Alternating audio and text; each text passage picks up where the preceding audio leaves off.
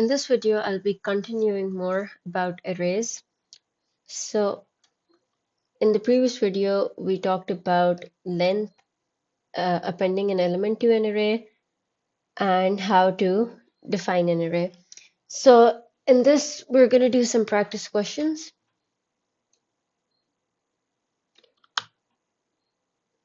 So if I have an array of 10 numbers, and I want to print each number separately, like 1, 2, 3, 4, 5, 6, 7, 8, 9, 10. So for that, we use loops. We can use a for loop or we can use a while loop. That's totally up to you. But right now, I will use a for loop. So for that, we do for I in range. Now, what should the range be? The range needs to be from 0 to 9. And as talked in my previous video about the for loop, in range, it starts with 0 and then it goes whatever number we write here. If I write 15, it will go till 14.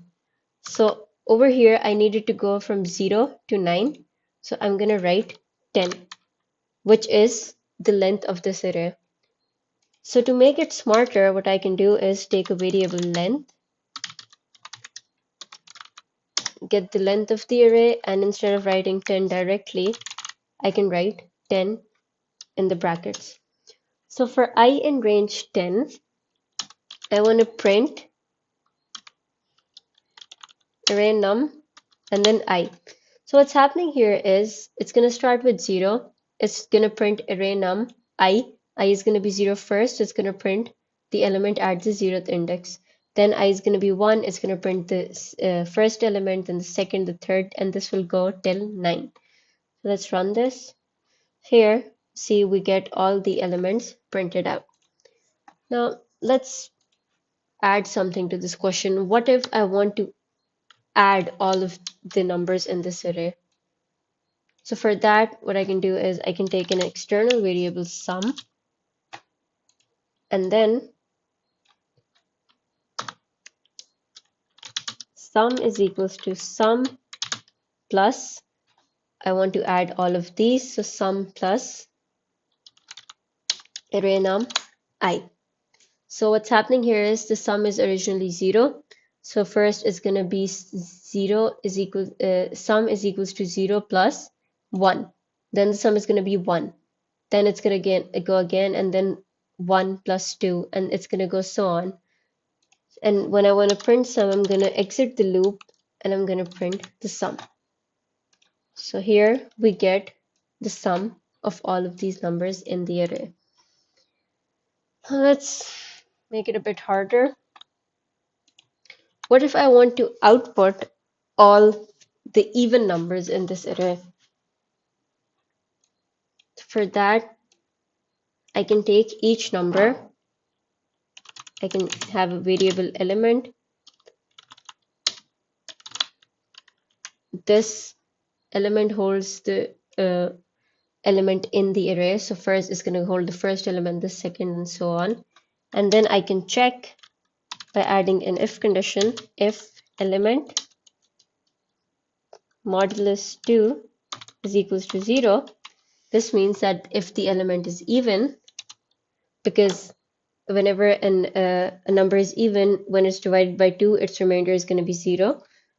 Then I'm going to print the element, because I want to print all the even elements.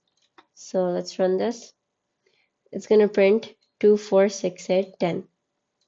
And if I want to print all the odd elements, I can do not equal to 0, and then it will print all the odd elements.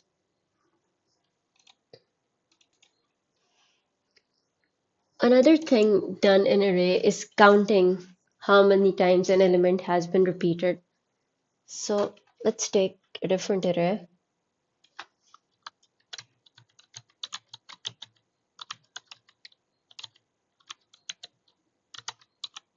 So I want to count how many times the element 0 is in this array. So for that, I'm going to take a variable count, and then I can take element, and then I will add the condition if element is equals to 0, count is equals to count plus 1.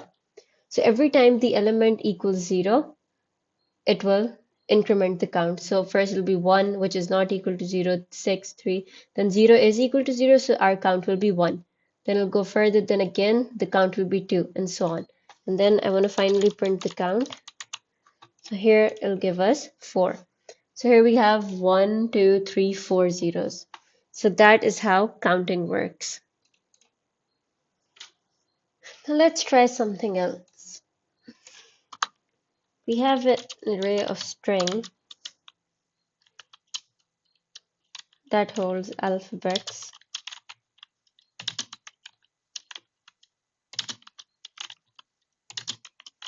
So it holds these alphabets. Now I want the user to input a value, a string, and if that value is already in the string, I want the user to output the value already exists, and if it's not, I want the user to input the value, append the value in the string. So to do that,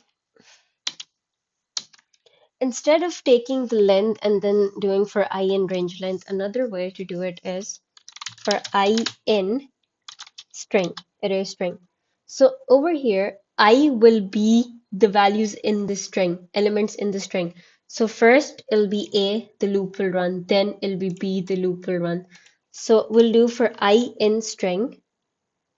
Before that, let's take user input, value,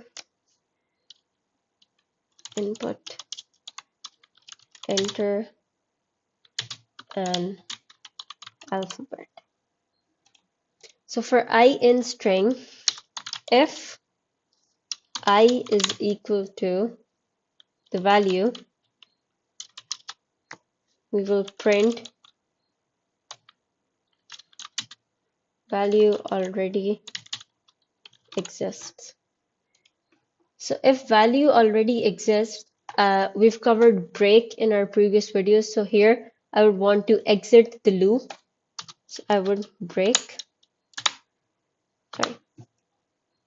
Now here, if we add an else, then it's just going to keep running. So if I say if I is equal to value, print value already exists, and then if I add an else, add the value, then if the value equals A, if the value, for example, equals B, so in our first condition, it will go to else and it will directly append the value even if it exists further.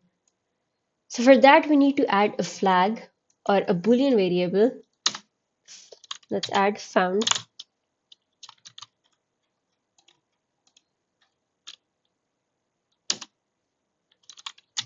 So when it's found, we can change found false to found true. Now once we exit the loop, once it breaks, we can add a condition if not found,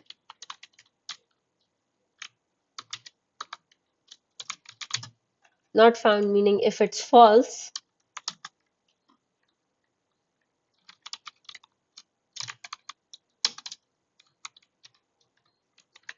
then we will add the value, append the value in the string.